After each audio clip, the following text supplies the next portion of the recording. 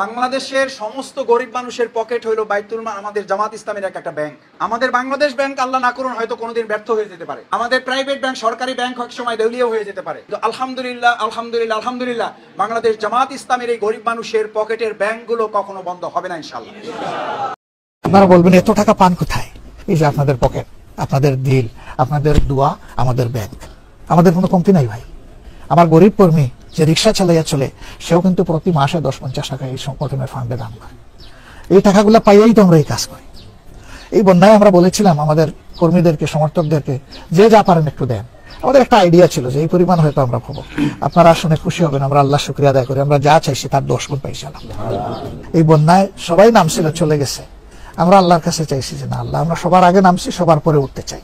এবং এই পরিস্থিতির কারণে আল্লাহ তাআলা আমাদের বিগত 15 বছরে যত ঝড় ঝাপটা এসেছে, আমাদের অর্থের কারণে কোনো কাজ হয় নাই, এমন কোনো কাজ আল্লাহ, এমন কোনো বড় পরীক্ষা আমাদের সামনে আল্লাহ তুলে ধরেন নাই।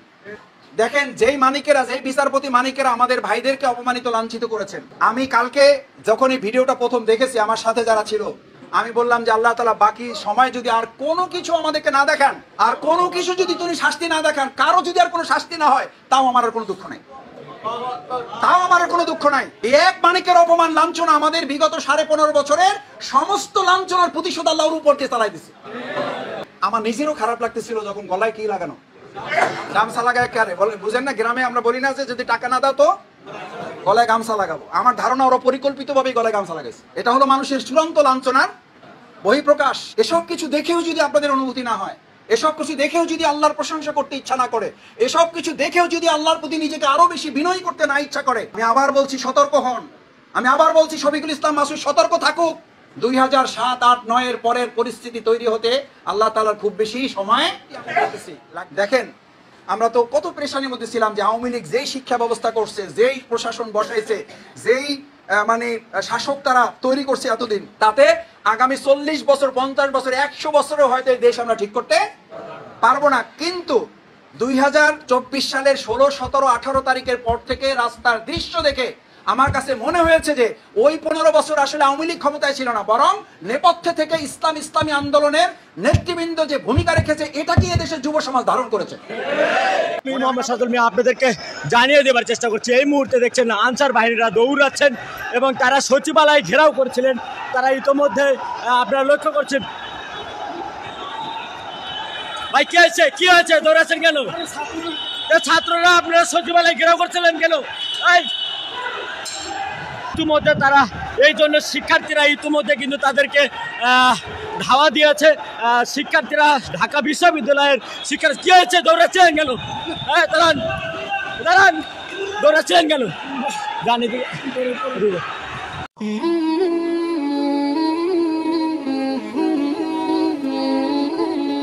আসসালামু আলাইকুম রহমতুল্লাহ। সুপ্রিয় দর্শক, শেখ হাসিনা পালিয়ে যাওয়ার পর থেকে বাংলাদেশ জামাত ইসলামী স্বাধীনভাবে তাদের কার্যক্রম চালিয়ে যাচ্ছে।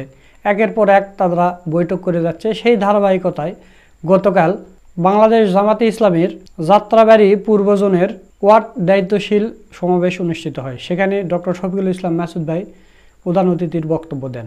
তো প্রিয় দর্শক, সেই ভিডিওটা আপনাদের দেখাবো। তার আগে গতকালকের একটু দৃশ্য আপনাদের দেখাতে চাই যে আনসার লীগেরা কালকে ছাত্রদের উপর হামলা করেছে এবং হাসনাত আবদুল্লাহকে আহত করেছে এবং সেনাবাহিনীর কিছু সংখ্যক সৈনিকদেরও তারা আহত করেছে। তো আপনারা জানেন যে ছাত্রলীগ যখন পালিয়ে যায়, সাদ্দাম তখন বলেছিল যে আজকে পালিয়ে যাচ্ছি, কিন্তু পরবর্তীতে আমরা শক্তিশালী হয়ে ফিরব। তো এরপর দেখা গেল যে ডাকাত হয়ে ফিরল প্রথমে, তারপরে সংখ্যালঘু হিন্দুদের রূপে ফিরল, এরপর শাহবাগী রূপে ফিরল। তো এখন আবার দেখা যাচ্ছে যে আনসার লীগে ফিরেছে। তো প্রিয় দর্শক, তারা সারাদিন সচিবালয় ঘেরাও করে রেখেছিল, তাদের দাবি দাবা পূরণ করা হয়েছে, তারপরে তারা সচিবালয় থেকে যায় না। তো পরবর্তীতে বোঝা গেল এদের তো মতলব ভালো নয়। তো পরবর্তীতে ছাত্ররা যখন তাদেরকে ওখান থেকে হটিয়ে দেওয়ার চেষ্টা করে, তখন প্রথমে ছাত্ররা সংখ্যায় কম ছিল, তাদেরকে মারধর করে, সেনাবাহিনীদেরকেও মারধর করে, গুলি করে। তো পরবর্তীতে সন্ধ্যার পর যখন সকল ছাত্ররা একযোগে এসেছে, তখন তারা কে কোথায় পালাচ্ছে, পোশাক খুলে পালাচ্ছে, মানে কিভাবে পালাচ্ছে আপনারা দেখলে অবাক হয়ে যাবেন। তো চলো আমরা কয়েকটা ভিডিও দেখে আসি। ইতিমধ্যে দেখছেন যে আনসার বাহিনীরা দৌড়াচ্ছেন, তারা ভয়ে মুহূর্তে দেখছেন আনসার বাহিনীরা দৌড়াচ্ছেন এবং তারা সচিবালয় ঘেরাও করেছিলেন। তারা ইতোমধ্যে আপনারা লক্ষ্য করছেন। ভাই কি হয়েছে, কি হয়েছে, দৌড়াচ্ছেন কেন? ছাত্ররা আপনারা সচিবালয় ঘেরাও করছিলেন কেন? সচিবালয় ঘেরাও করার জন্য এসেছিল। ইতিমধ্যে তারা এই জন্য শিক্ষার্থীরা ইতিমধ্যে কিন্তু তাদেরকে ধাওয়া দিয়েছে। শিক্ষার্থীরা ঢাকা বিশ্ববিদ্যালয়ের শিক্ষার্থী কি হয়েছে, দৌড়াচ্ছেন কেন? দাঁড়ান দাঁড়ান, ঠিক আছে ঠিক আছে, ওর কাছে কি না না, আমি ফেরত দিব ভাই, দিব না, ও চলে যাচ্ছে, চলে যাইতে দে ভাই, আমি নয়তো মেরে ফেলবো। ঠিক আছে দর্শক, ইতিমধ্যে কথা বলবি না, মাথা কথা বলবি না, আমাদের সেনাবাহিনীর গায়ে হাত দেখ তোরা।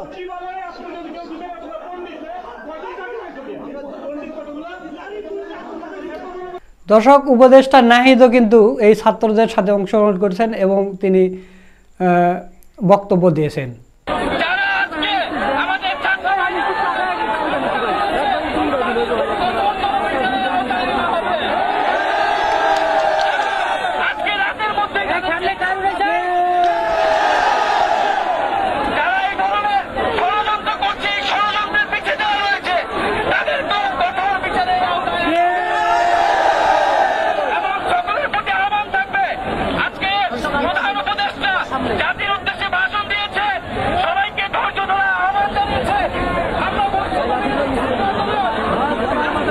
তো দর্শক, এই ছাত্র সমাজেরা যদি একত্র থাকে, এরা যদি এইভাবে সব সময় সরকারের পাশে, সাধারণ মানুষের পাশে থাকে, তাহলে যত বড়ই শক্তি আসুক তাদেরকে প্রতিহত করা ব্যাপারে না।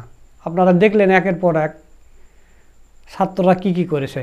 তো হাসিনা ওই বিদেশ থেকে যা যা করে না কেন কোনো লাভ হবে না, এবং এই ছাত্রলীগেরা একের পর এক তারা ফোন দিয়ে আসতেছে, এদেরও পরিকল্পনা সফল হবে না ইনশাল্লাহ। তো দর্শক, এখন আসি ডক্টর শফিকুল ইসলাম মাসুদ ভাই এর সেই বক্তব্যে। মাসুদ ভাই ওয়ার্ড দায়িত্বশীল প্রোগ্রামে অসাধারণ একটা বক্তব্য দিয়েছেন। তো চলুন আমরা ডক্টর শফিকুল ইসলাম মাসুদ ভাইয়ের পুরো বক্তব্যটা শুনে আসি। আসসালামু আলাইকুম ওয়া রাহমাতুল্লাহি ওয়া বারাকাতুহু। আউযু বিল্লাহি মিনাশ শাইতানির রাজীম। বিসমিল্লাহির রহমানির রহিম। আলহামদুলিল্লাহ ওয়াসসালাতু ওয়াসসালামু আলা রাসূলিল্লাহ ওয়া আলা আলিহি ওয়া সাহবিহি আজমাইন। মহান আল্লাহ সুবহানাহু ওয়া তাআলার দরবারে সিজদাবনত চিত্তে শুকরিয়া আদায় করছি যে আল্লাহ সুবহানাহু ওয়া তাআলা আমাদের চেয়েও প্রত্যাশার বেশি, আমাদের চিন্তার বাইরে, আমাদের পরিকল্পনার বাইরে, আমরা যা ধারণাও করিনি তার বাইরে আল্লাহ তাআলা তার পরিকল্পনার আলোকে যে সময় আমাদেরকে আল্লাহ তাআলা তৈরি করে দিয়েছেন, যে পরিবেশ আমাদের জন্য তৈরি করে দিয়েছেন, সেই জন্য আরেকবার আল্লাহর দরবারে শুকরিয়া আদায় করি আলহামদুলিল্লাহ। মহান আল্লাহ তাআলার নির্দেশনা এটাই, যখন তোমাদেরকে আমি কোনো বিজয় বা কোনো সফলতা দান করি তখন তোমাদের দুটো দায়িত্ব, ফাসাব্বিহ বিহামদি রাব্বিক, শুকরিয়া আদায় করতে হবে, প্রশংসা করতে হবে আল্লাহর। আপনি শহীদ মাওলানা মতিউর রহমান নিজামী ভাইয়ের কোরবানির পাশে রাখলে আর আমাদের এই 3.5 বছর, 4 বছর, 5 বছর, অথবা 64 দিন, 60 দিন, 70 দিন, 80 দিনের রিমান্ড, অথবা আমাদের ব্যবসা হারানো, অথবা আমাদের চাকরি হারানো, ওনাদের এই জীবনের কোরবানি আর আমাদের এই কোরবানি মাপ করলে এটার কোনো তুলনা হবে? তুলনা হবে না। এটি মাজারুল ইসলাম ভাইয়ের 13 বছরের কোরবানি, তিনি এখনো ফাঁসির মঞ্চে তিনি দাঁড়িয়ে আছেন। ওনাকে সামনে রাখলে আমাদের কোরবানির কোনো মূল্য আছে? ব্যারিস্টার আরমান ভাইয়ের কোরবানির সামনে রাখলে আমাদের কোরবানির উল্লেখ করার মতো? ব্রিগেডিয়ার আমান আজমে ভাইয়ের কোরবানির সামনে রাখলে আমাদের এটা কি উচ্চারণ করার মতো? সেই জন্য শুকরিয়াটা বারবার আদায় করতে হবে, এটা বলে যে আমি যা করতে পেরেছি এটা নিতান্তই আল্লাহ তাআলা আমার প্রতি দয়া করেছেন যে এইটুকু কোরবানি আমার পক্ষে পেশ করা সম্ভব হয়েছে। আল্লাহ তাআলার অনুমোদন ছাড়া আপনার পক্ষে কোরবানি পেশ করা অসম্ভব। কোরবানি শুরু হয়েছিল কার কাছ থেকে? হাবিল এবং কাবিল, দুজনেই তো কোরবানি পেশ করেছিল। দুজনেরটা কি কবুল হয়েছে? হয় নাই। কারটা কবুল হয়েছে? উদ্দেশ্য যারটা সহি ছিল, উদ্দেশ্য যারটা শুধু কার জন্য ছিল?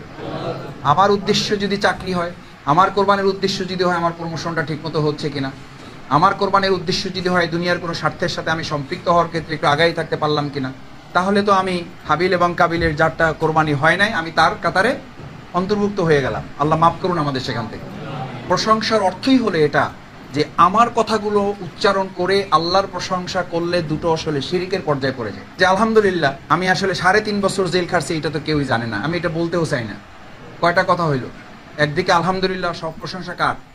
আর একদিকে আমি 3.5 বছর জেল খাটছি, এটা বইলাও দিছি। আবার সাথে আর একটা ভিন্ন কথা বলতেছি যেটা একেবারেই সাংঘর্ষিক, এটা আমি বলতেও চাই না। এই অসুন্দর কথার প্র্যাকটিসের সাথে আমরা কেউ সম্পৃক্ত আমি এটা মনে করি না, কিন্তু এই অভ্যাসটা আমাদের তৈরি করতে হবে। আমি বারবার বলি 15.5 বছর আমরা আল্লাহর প্রশংসার এই রাজত্ব থেকে বিচ্ছিন্ন ছিলাম। ব্যক্তিগতভাবে করেছে, রাষ্ট্রীয়ভাবে যে জাতীয় সংসদ, যে গণভবন, যে বঙ্গভবন, যে ইউনিয়ন পরিষদ চেয়ারম্যান, যে মন্ত্রণালয়, কোনো একটা জায়গায় ঘন্টার পর ঘন্টা সরকারিভাবে আলোচনা হতো। 1 সেকেন্ডের জন্য একবারও কেউ আল্লাহর প্রশংসা করার সক্ষমতা তাদের ছিল না। সেই জায়গা থেকে আল্লাহ আমাদেরকে আজ যে সুযোগ দিয়েছেন, আমরা এর 15.5 বছরের হক আমরা এই অল্প সময়ের মধ্যে এটা আদায় করে আল্লাহর কাছে আমরা হাজির হতে চাই। সেজন্য কথায় কথায় যা প্রশংসা, যা কিছু কার জন্য? আল্লাহর জন্য। শহীদ আমিরে জামাত নিজামী ভাই আমাদের একটা প্রোগ্রামে, শিবিরে, তখন আমরা বলতেন যে ঘরোয়া প্রোগ্রামে কখনো নেতৃবৃন্দ অমুক আছে, অমুক আছে, অমুক আছে, অমুক মজলুম, অমুক মজলুম, এই কথাগুলো যতটা পারা যায় এগুলো থেকে আমরা বিরত থাকবো। পাবলিক প্রোগ্রামে আপনি বলেন, কোনো অসুবিধা নাই। সাধারণ মানুষের মধ্যে আপনি এটা তুলে ধরেন, কোনো অসুবিধা নাই। কিন্তু সেটাও নিজেরটা না, কারটা? অন্যেরটা, আন্দোলনেরটা, সংগঠনেরটা আপনি তুলে ধরেন। আল্লাহ তাআলার দ্বিতীয় নির্দেশনা হলো ফাসাব্বিহ বিহামদি রাব্বিকা ওয়াস্তাগফির। কেন? এটা বলে আমাকে আরেকটা ইঙ্গিত দেওয়া হয়েছে যে তুমি শফিকুল ইসলাম মাসুদ যা করছো মিয়া, এটা দেশের সামগ্রিক পরিস্থিতির তুলনায় এটা কিছুই তুমি করতে পারো নাই, তোমার আরো বহু কিছু করার কথা ছিল, এবং যা করেছে এর মধ্যে ত্রুটির কোনো সীমা নাই, এর মধ্যে অপরাধের কোনো সীমা নাই, এর মধ্যে দুর্বলতার কোনো সীমা নাই। এটা তোমার দায়িত্বশীল জানে না, এটা তোমার থানা আমির জানে না, এটা তোমার জন পরিচালক জানে না, এটা তোমার মহানগরী আমির জানে না, কিন্তু কে জানেন? আল্লাহ জানেন। আল্লাহু আলিমুম বিযাতিস সুদূর।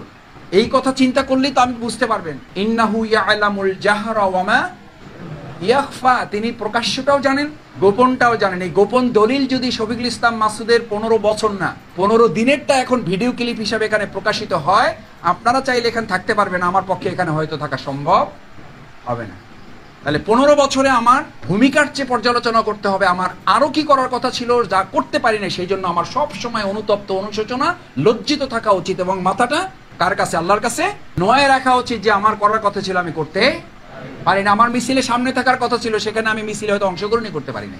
আমার প্রত্যেকটা মিছিলে থাকার কথা ছিল, সেখানে হয়তো আমি দুটাই থাকতে পারছি। যে ভূমিকা পালন করলে আমার হয়তো পুরাটা সময় জেলখানায় থাকতে হতো, সেখানে হয়তো পুরা এই 15 বছরে আমার একদিন জেলেও যেতে হয় নাই। আল্লাহ নিশ্চয়ই এর মধ্যে কোনো পরিকল্পনা রেখেছেন, আপনাকে ভালোবেসেছেন, এর মধ্যেই পরীক্ষায় ফেলেছেন। যে অনুতপ্ত অনুশোচনাটা, এই আপনার এই পরীক্ষাটা হচ্ছে যে এর মধ্যে আপনার অনুতপ্ত অনুশোচনা আছে কিনা, যে আল্লাহ আমি যে 15 বছরে কোনো জেল জুলুম, নির্যাতন, নিপীড়ন, কাউকে আমি এটা বলতে শুনি। নিশ্চয়ই বলবেন এটা, যে আলহামদুলিল্লাহ ভাই এই 15 বছরে আমার কোনো কি হয় নাই, মামলা হয় নাই, আলহামদুলিল্লাহ বলেন। সাথে এটাও নিজের মধ্যে লালন করতে হবে যে যে ভূমিকা পালন করলে আমার জেলে যে কোরবানি পেশ করতে হতো, সেই ভূমিকাটাই হয়তো আমি পালন করতে। এই চেতনা লালন না করে শুধু আলহামদুলিল্লাহ বললে আমি মনে করি না ইমানের হক, ইমানের দাবি আপনি পূরণ করতে পারবেন, ইমানের দাবি আমি পূরণ করতে পারছি। ওয়াস্তাগফির। সেজন্য এই সময়গুলোতে আল্লাহর প্রশংসা এবং ইস্তেগফারের সাথে থাকবেন। যখন নিরিবিলি থাকবেন, যখন হাঁটবেন, যখন রিকশায় চলবেন, যখন পরিবারের সাথে থাকবেন, যখন সাধারণ কথা বলবেন, ওর মধ্যে মানে কারণে অকারণে আলহামদুলিল্লাহ আর আস্তাগফিরুল্লাহ দুটো শব্দ আল্লাহ এই সময়ের জন্য নির্ধারিত করে দিয়েছেন। যা কিছু হবে আলহামদুলিল্লাহ, একই সাথে আস্তাগফিরুল্লাহ। আসলে আমি যে ভূমিকা রাখার কথা ছিল, যে কাজ করার কথা ছিল, আমি তা করতে পারি নাই। নিশ্চয়ই আপনার সীমাবদ্ধতা ছিল, ওইটুকুর জন্যই তো আল্লাহর কাছে কি চাইতে হবে? ইস্তেগফার করতে হবে যে আল্লাহ আমি পারি নাই। আমার মাথায় এটা রাখতে হবে যে শফিকুল ইসলাম মাসুদের প্রতি দেশ, জাতি, সমাজের, ইসলামী আন্দোলনের যে প্রত্যাশা ছিল, সেই অনুযায়ী আমার কিছুই করার সুযোগ হয়নি, আমি কিছুই করতে পারি নাই।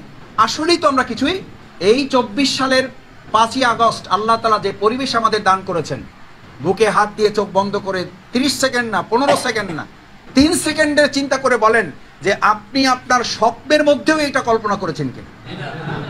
তাহলে এর কৃতিত্ব আপনি, আমরা, আমাদের কে গ্রহণ করবেন, কেন গ্রহণ করবেন? এই জন্য দেখবেন প্রতি কথায় আলহামদুলিল্লাহ আমাদের আমিরে জামাত শুরুই করেন কার প্রশংসা দিয়ে? এটা আমাদের কারো কৃতিত্ব নয়, এটা কার কৃতিত্ব?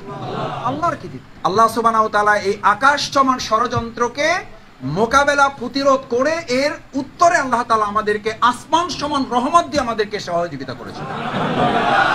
এইটা কতবার, কত লক্ষবার, কত সিজদায় নত থাকলে আমার মাঝে মধ্যে মনে হয় যে সব কাজ বাদ দিয়ে যদি শুধু সিজদায় পড়ে থাকি, তাতেও এটা আল্লাহর প্রশংসা করা শেষ হবে না। মানিত ভাইয়েরা, সেজন্য আস্তাগফিরহু ইন্নাহু কানা তাওয়াবা, আমাদের এটা মাথায় রাখতে হবে যে আমাদের মধ্যে যেন এই চেতনাটা লালন হয়। এবং আপনাদের ভাইদেরকে এটা বলতে হবে।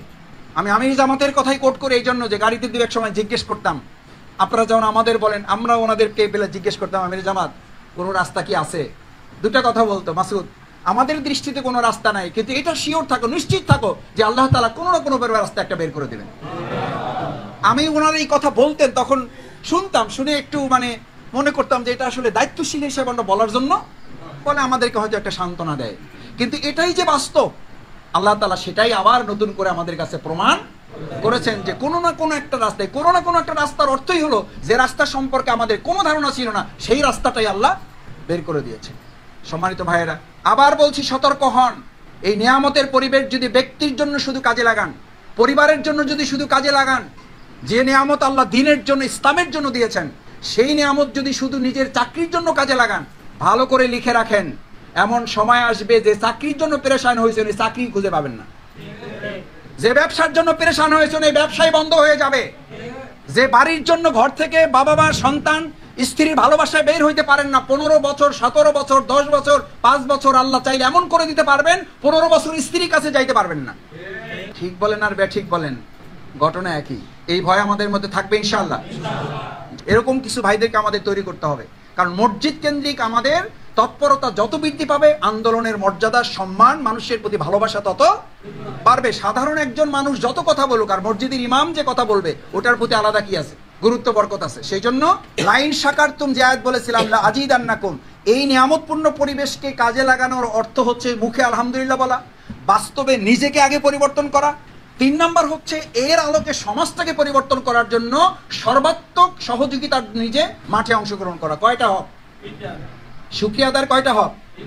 একটা হলো মুখে, 2 হলো নিজেকে দিয়ে শুরু করা, 3 হলো ময়দানটাকে, সমাজটাকে, পরিবারটাকে ওর আলোকে কি করা। পারা যাবে ইনশাআল্লাহ। তাহলে তার আলোকে এখন সিদ্ধান্ত হবে যে আপনি আপনাকে দিয়ে আগে স্টার্ট করবেন। 100 টাকা পারেন, 50 টাকা পারেন, 20 টাকা পারেন, 10 টাকা পারেন, 5 টাকা পারেন, তাও নিজেকে বলবেন যে আলহামদুলিল্লাহ, আল্লাহ যদি চাইতেন হইতেও পারতো যে এই সরকার যে টার্গেট যেটা নিয়েছিল 2000 কত পর্যন্ত, 41 পর্যন্ত, আর না হোক অন্তত এই টার্ম তো তারা থাকবে, এইটার ব্যাপারে তাদের কোনো দুশ্চিন্তাই ছিল না, তাদের কোনো প্রেশানই ছিল না। সেখান থেকে আল্লাহ হেফাজত করেছেন। সূরা ফজরের একটা আয়াত ভালো করে শোনেন, ফাআম্মাল ইনসানু ইযা মাবতালাহু রাব্বুহু ফাআকরামাহু ওয়া না'আমাহু ফায়াকুলু রাব্বি আকরামান। যখন আল্লাহ তাআলা ভালো পরিবেশ দেয়, তখন সে বলে যে না আলহামদুলিল্লাহ, আল্লাহ তাআলা খুব ভালো পরিবেশ দিতে সম্মানিত করেছেন, মর্যাদাবান করেছেন। যেই একটু ডানে বামে হয়, ওয়া আম্মা ইযা মাবতালাহু ফাকাদার আলাইহি রিজকা ফায়াকুলু রাব্বি আহানান। এই ভালো পরিস্থিতির মধ্যে আমার ওই যে আগের অনুভূতি লোপ পাওয়ার কারণে আপনি ব্যক্তিগতভাবে, এখন তো সামষ্টিকভাবে আল্লাহ তাআলা রাষ্ট্রকে হেফাজত করেছেন, এই সামষ্টিকতার মধ্যেই চাইলে ব্যক্তি আল্লাহ তাআলা শফিকুল ইসলাম মাসুদকে আলাদাভাবে বিপদের মধ্যে ফেলতে পারেন না, এই ক্ষমতা তার নাই। তাহলে সেই অনুভূতি লোপ পাবে কেন?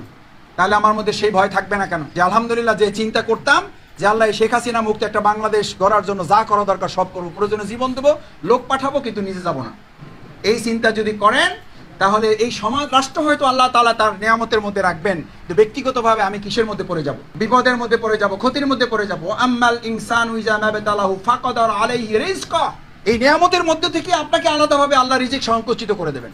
হয়তো শুনেছিলেন যে আপনার প্রমোশন হয়ে গেছে, পরের দিনই শুনবেন কোন একটা অঘটনের কারণে আপনার চাকরি নাই। এটা হইতে সময় লাগে? ইতিহাসে এরকম কোনো ঘটনা নাই। এটা আল্লাহর বিধান, এটা ভালো করে মাথায় রাখবেন, যেন এই অবস্থাটা, এই উপলব্ধি, এই অনুভূতি যেন আল্লাহ তাআলা শয়তানকে দিয়ে আমার মধ্যে কখনো বাস্তবায়ন করতে না দেয়। সকলে বলেন আমিন। বাংলাদেশের সমস্ত গরিব মানুষের পকেট হইল বাইতুল মাল, আমাদের জামাত ইসলামের একটা ব্যাংক। আমাদের বাংলাদেশ ব্যাংক আল্লাহ না করুন হয়তো কোনোদিন ব্যর্থ হয়ে যেতে পারে, আমাদের প্রাইভেট ব্যাংক, সরকারি ব্যাংক এক সময় দেউলিয়া হয়ে যেতে পারে, কিন্তু আলহামদুলিল্লাহ আলহামদুলিল্লাহ আলহামদুলিল্লাহ, বাংলাদেশ জামাত ইসলামের এই গরিব মানুষের পকেটের ব্যাংকগুলো কখনো বন্ধ হবে না ইনশাআল্লাহ। এবং এই পরিস্থিতির কারণেই আল্লাহ তাআলা আমাদের বিগত 15 বছরে যত ঝড়ঝাপটা এসেছে, আমাদের অর্থের কারণে কোনো কাজ হয় নাই, এমন কোনো কাজ আল্লাহ, এমন কোনো বড় পরীক্ষা আমাদের সামনে আল্লাহ তুলে ধরেন নাই। দেখেন, যেই মানিকেরা, যেই বিচারপতি মানিকেরা আমাদের ভাইদেরকে অপমানিত, লাঞ্ছিত করেছেন, আমি কালকে যখন এই ভিডিওটা প্রথম দেখেছি, আমার সাথে যারা ছিল, আমি বললাম যে আল্লাহ তাআলা বাকি সময় যদি আর কোনো কিছু আমাদেরকে না দেখান, আর কোনো কিছু যদি তুমি শাস্তি না দেখান, কারো যদি আর কোনো শাস্তি না হয়, তাও আমার আর কোনো দুঃখ নাই, তাও আমার আর কোনো দুঃখ নাই। এক মানিকের অপমান, লাঞ্ছনা আমাদের বিগত 15.5 বছরের সমস্ত লাঞ্ছনার প্রতিশোধ আল্লাহর উপর দিয়ে চালাই দিছে। আমার নিজেরও খারাপ লাগতেছিল যখন গলায় কি লাগানো, গামছা লাগায় কারে বুঝেন না, গ্রামে আমরা বলি না যে যদি টাকা না দাও তো গলায় গামছা লাগাবো। আমার ধারণা ওরা পরিকল্পিতভাবেই গলায় গামছা লাগাইছে। এটা হলো মানুষের চূড়ান্ত লাঞ্ছনার বহিঃপ্রকাশ। এসব কিছু দেখেও যদি আপনাদের অনুভূতি না হয়, এসব কিছু দেখেও যদি আল্লাহর প্রশংসা করতে ইচ্ছা না করে, এসব কিছু দেখেও যদি আল্লাহর প্রতি নিজেকে আরো বেশি বিনয় করতে না ইচ্ছা করে, আমি আবার বলছি সতর্ক হন। আমি আবার বলছি শফিকুল ইসলাম মাসুদ সতর্ক থাকুক। 2007-8-9 এর পরের পরিস্থিতি তৈরি হতে আল্লাহ তাআলার খুব বেশি সময় লাগবে না। আমি আজকে আপনাদেরকে সেই কথা স্মরণ করাচ্ছি ভয় দেখানোর জন্য না, আপনাদের আত্মোপলব্ধিকে তৈরি করার জন্য। এই অবস্থায় যেন আমরা ব্যক্তি কাজে বেশি নিয়োজিত না হয়ে যাই, এই অবস্থায় যেন পরিবারকে সময় দিতে আমরা বেশি ব্যস্ত না হয়ে পড়ি, তৎপর না হয়ে পড়ি। এতদিন ব্যবসা চলে না, এখন ব্যবসার জন্য হুমড়ি খেয়ে না পড়ি। এতদিন চাকরি ছিল না, প্রমোশন হয়েছে, প্রমোশনের পর এখন ট্রান্সফার হয়েছে, এখন বেতন বৃদ্ধির জন্য আমি প্রেশান হয়ে গেছি। পারা যাবে ইনশাআল্লাহ। সেই জন্য বাইতুল মালের প্রশ্নে আমাদের 3টা কাজ লেখেন, ছোট ছোট ব্যাখ্যা ছাড়া। নাম্বার 1, প্রথম হলো নতুন নতুন আমাদের বাইতুল মালের জায়গা তৈরি করতে হবে, অর্থাৎ যেটাকে আমরা বলি বাইতুল মাল ইয়ানুদ্দাতা এবং ইয়ানুদ্দাতা সুদি। ইয়ানুদ্দাতা এবং ইয়ানুদ্দাতা সুদি। ইয়ানুদ্দাতা হলো যিনি নিয়মিত দিবেন, আর সুদি হলো যিনি এককালীন দিবেন, 3 মাসে একবার দিয়ে দেবেন, 6 মাসে একবার দিবেন। আস্তে আস্তে তাকেও কি করে ফেলবেন, নিয়মিত করে ফেলবেন। 1 নম্বর কাজ হলো বাইতুল মালের জন্য নিয়মিত নতুন লোক তৈরি করা। আলহামদুলিল্লাহ পাওয়া যাবে না, যাবে না, যাবে না, যাচ্ছে, আলহামদুলিল্লাহ যাচ্ছে। সতর্ক থাকবেন। এটা আমাদের সিটামির আমাদের প্রোগ্রামে কর্ম পরিষদে বলেছেন যে আমরা খেয়াল রাখবো, কেউ দুনিয়ার স্বার্থ হাসিল করার জন্য দিচ্ছে এটা হয়তো আমরা বুঝতে পারবো না, কিন্তু খেয়াল রাখতে হবে মানবিক দৃষ্টিতে আমাদেরকে আল্লাহ যতটুকু দৃষ্টি দিয়েছেন এটা খেয়াল রাখতে হবে কেউ যেন এটা করে দুনিয়ার উদ্দেশ্য হাসিল করার লক্ষ্যে আমাদেরকে বিতর্কিত করতে না পারে। এখন সামাজিক যোগাযোগ মাধ্যম, আমার মনে আছে ইউনিভার্সিটিতে তখন তো এসব কিছুই ছিল না, সেই সময়ে আমাদের দেওয়া বাইতুল মালের রসিদ সে সংরক্ষণ করছে। আপনারা মনে থাকার কথা 2015-16 সালের দিকে সেই ইউনিভার্সিটির রসিদ 71 টেলিভিশন দেখাইছে যে বাংলাদেশ ইসলামী ছাত্র শিবির রাজশাহী বিশ্ববিদ্যালয়ে জোরপূর্বক আমার কাছ থেকে কিনেছে। দেখেন সে কিন্তু রসিদটা চাই এনেছে যে ভাই আমি যে আপনাদের দিছি আপনারা তো এগুলো সংরক্ষণ করেন। আমরা বলছিলাম যে ভাই রসিদ তো আমরা সত্যায়নের জন্য দিই, কারণ আমাদের আয়ের রসিদ আছে, ব্যয়ের ভাউচার আছে, আমরা তো সরল মনে দিয়েছি। সে এটা সংরক্ষণ করেছে এবং কায়দা মতো সেটা কাজে লাগাইছে। এই সুযোগ আছে না নাই? এটার জন্য ভয় পাওয়ার কোনো কারণ নাই, কিন্তু সতর্কতারও কোনো ঘাটতি করা যাবে না। 1 নম্বর শেষ। 2 নম্বর যেটা হচ্ছে সেটা হলো আমাদের বাইতুল মালের একটা মৌলিক ক্ষেত্র আপনাকে টার্গেট করতে হবে, যারা এই সময়ে বাড়িওয়ালা, বিত্তশালী, ব্যবসায়ী, যারা একটু আল্লাহ তাআলা দুনিয়ার দিক থেকে কি করেছেন তাদেরকে সমৃদ্ধ করেছেন। আপনি খেয়াল করবেন আলহামদুলিল্লাহ মানুষের মধ্যে ইসলামের প্রতি ব্যয় করার আগ্রহটা আগের যে কোনো সময়ের তুলনায় বাড়ছে না কমছে? আমার কাছে ভালো লাগছে ভাই, সত্যি আমি বলতেছি।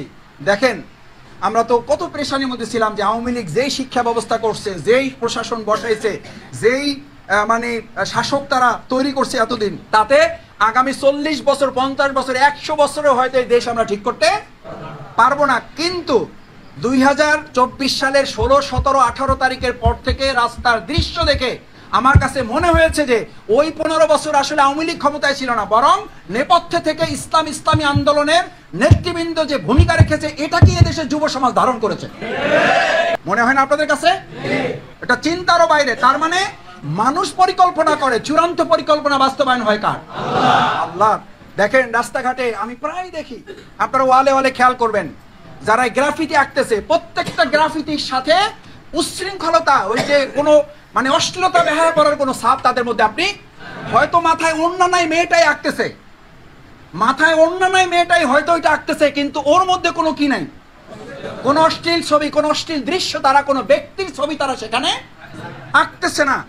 আমার মন বলে আলহামদুলিল্লাহ, আমি বারবার বলেছি এর আগে যে আল্লাহ তাআলা এই দেশের রক্ত, এই দেশের শহীদদেরকে নিশ্চয়ই তিনি কবুল করেছেন এবং এটা ব্যর্থ হবে না। তার প্রমাণই হচ্ছে এই দেশ ইসলামের জন্য আল্লাহ কবুল করেছেন, এবং সেটার সবচেয়ে বড় প্রমাণ এই তরুণ প্রজন্মকে, যেই নওফেলরা, যেই দীপমণিরা শেষ করতে চেয়েছিলেন, সেই তরুণ প্রজন্মের অন্তরে ইসলামের ভালোবাসা গ্রথিত করে দিয়েছেন। ঢাকা বিশ্ববিদ্যালয়ের রাতের স্লোগান যখন ওই রাতে দেখেছেন, ওই রাতেই আমার মন বলেছে এই দেশ পরিবর্তন হবে। তুমি কে আমি কে, রাজাকার রাজাকার। ওই দিনে আমার মনে হয়েছে যে আলহামদুলিল্লাহ এই দেশকে আল্লাহ তাআলা আমাদেরকে পিছনের দিকে ফিরিয়ে দেবেন না। এটা বলেছে এই জন্য ইসলামের জন্য মানুষের ভালোবাসাটা এখন অন্যরকম। তার আমাদের খরচ কি? আমাদের খরচ ওই সময় মানুষের পকেটে টাকা দেয় না, আমাদের খরচ হলো আমরা নির্বাচনে আল্লাহ তাআলা আমাদের বিজয় করলেও যা করব, বিজয় না করলেও যা করব, সেটার জন্য এখন থেকে চলমান প্রক্রিয়ার অংশগুলোই ওগুলো আমাদের চালিয়ে যেতে হবে। না হলে মানুষ আপনার জন্য কেন দোয়া করবে? নাহলে মানুষ আপনাকে কেন বিকল্প গ্রহণ করবে? কেউ চাঁদাবাজি করবে আর আমরা মানুষের পকেটে টাকা দিয়ে আসবো, কেউ মানুষের পকেটের টাকা কেটে নিয়ে যাবে, আমরা মানুষের পকেটে টাকা ঢুকিয়ে দিয়ে আসবো ইনশাআল্লাহ। আমি শুধু এই আয়াতটুকু বলে শেষ করব, যেখানে আল্লাহ তাআলা বলেছেন, ইয়া আইয়ুহাল্লাযীনা আমানু, হে ঈমানদারগণ, তোমরা আল্লাহর পথে খরচ করো, এমনভাবে খরচ করো যে খরচের মধ্য দিয়ে তোমাদের মধ্যে এমন পরিবেশ তৈরি হবে যে পরিবেশের জন্য তোমরা কখনো প্রত্যাশাও করো নাই। সেই পরিবেশ তৈরির জন্য যারা আগে দান করবে আর যারা পরে দান করবে, আল্লাহর কাছে এই দুই মর্যাদা সমান নয়। সুতরাং আমি এতটুকু বলবো, লান তানালুল বিররা হাত্তা তুনফিকু মিম্মা তুহিব্বুন, আল্লাহর ভালোবাসা পাওয়ার জন্য চূড়ান্তভাবে নিজের সমস্ত কিছু বিনিয়োগ করা, আমাদের জীবন এবং মাল। কি করেছি? আল্লাহ তাআলার কি আয়াত করেছি আমরা? ইন্না সলাতি ওয়া নুসুকি, নামাজের পরেই বলা হচ্ছে, নামাজের পরেই বলা হচ্ছে আমার কোরবানি, নামাজের পরেই বলা হচ্ছে কোরবানি। আমার ভাইয়েরা, আমি শেষ কথা বলে এই জন্য যে কোরআনে যত জায়গায় দিন কায়েমের কথা বলা আছে, ইয়া আইয়ুহাল্লাযীনা আমানু হাল আদুল্লুকুম আলা তিজারাতিন তুনজিকুম মিন আযাবিন আলিম তুমিনুনা বিল্লাহি ওয়া রাসূলিহি ওয়া তুজাহিদুনা ফি সাবিলিল্লাহি বিআনফুসিকুম ওয়া আমওয়ালিকুম। আগে জান না আগে মাল? যে আল্লাহ তাআলা দিনের কথা বলেছেন, দিন কায়েমের কথা বলেছেন, লড়াইয়ের কথা বলেছেন, সংগ্রামের কথা বলেছেন, অথচ সেখানে জীবনের আগে সম্পদের কথা বলেন নাই। আয়াত পাইলে আমাকে দিয়েন, আমি আপনাদের প্রতি কৃতজ্ঞ থাকবো। বলতে মাসুদ ভাই এখনো ওইরকম পাই নাই, কারণ যত জায়গায় আয়াত আছে সব জায়গায় আগে কিসের কথা? কারণ এটা আল্লাহর ইথিক্সটা হচ্ছে যে মালই দিতে পারবে না, এ জান দিতে পারবে, এটা একটা রীতিমতো 2 নাম্বারই ধোঁকা ছাড়া আর কিছুই না। আল্লাহ তাআলা আমাদের কবুল করুন, আল্লাহ তাআলা আমাদের মাফ করুন। বাইতুল মাল আমরা যে যেখানে আছি সেখান থেকে দ্বিগুণ না, আমরা 3 গুণ করে বাইতুল মাল আদায় করে মহানগরী সংগঠনকে সমৃদ্ধ করবো ইনশাআল্লাহ। আসসালামু আলাইকুম ওয়া রাহমাতুল্লাহ। দর্শক, আপনারা পুরো ভিডিওটা দেখলেন। তো আজকের এই ভিডিওটা কেমন লেগেছে এবং মাসুদ ভাইয়ের বক্তব্যটা কেমন লেগেছে তা অবশ্যই কমেন্ট করে জানিয়ে দেবেন। আর ভিডিওটা যদি ভালো লাগে শেয়ার করবেন, লাইক করবেন। আজকের ভিডিও এই পর্যন্তই। পরবর্তীতে কোনো নতুন ভিডিও নিয়ে আবার আপনাদের সামনে আসবে ইনশাআল্লাহ। সকলকে ধন্যবাদ। আসসালামু আলাইকুম ওয়া রাহমাতুল্লাহ।